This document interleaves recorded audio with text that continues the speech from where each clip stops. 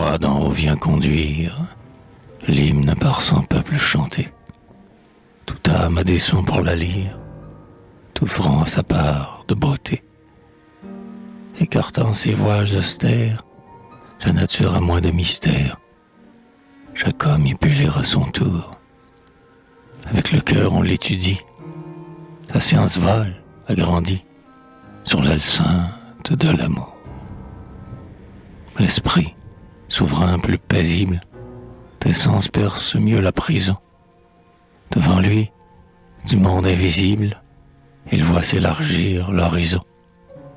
Le jour lui sur chaque problème, l'homme écoute mieux dans lui-même ce verbe à notre chair unie. Son regard, que l'amour est pur, en Dieu contemplant la nature, va plus avant dans l'infini. Plus haut vers le ciel il s'élève, plus il descend au fond de soi. Dans son étude et dans son rêve, il retrouve la même loi. L'art la grave dans ses symboles, dans les actes et les paroles. Elle vit et règne en tout lieu. Un souffle envoyé sur la terre, renouvelant sa face entière, fait tout à l'image de Dieu. Car l'avenir qui s'édifie, l'espoir de nos travaux puissants, notre but que tout sanctifie, ce n'est pas l'âge d'or des sens. Oui, le seul progrès véritable est dans la loi plus équitable et dans l'idéal mieux compris, dans le pécheur la sagesse qui distribue avec largesse la lumière à tous les esprits. Les bruits du siècle en vain effraient, poète qui vit par le cœur, sur tous ces chemins qui se feraient, c'est Dieu qui passera vainqueur.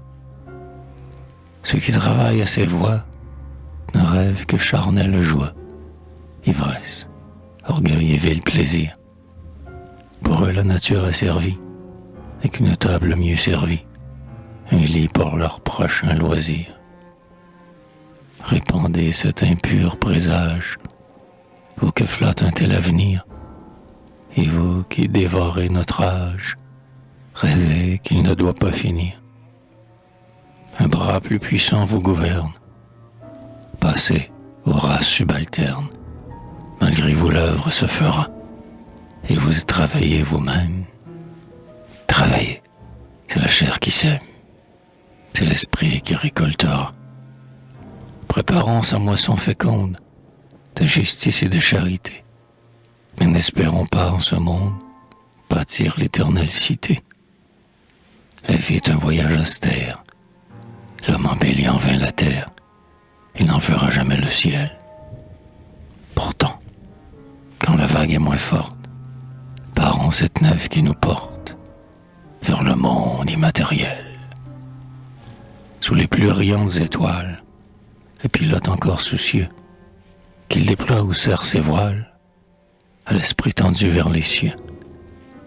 Il peut, lorsqu'un bon vent s'y joue, d'or et de fleurs orner ce proue, y dormir comme en un berceau. Mais il n'aura de paix certaine qu'au bout de cette mer lointaine, en quittant son frêle vaisseau.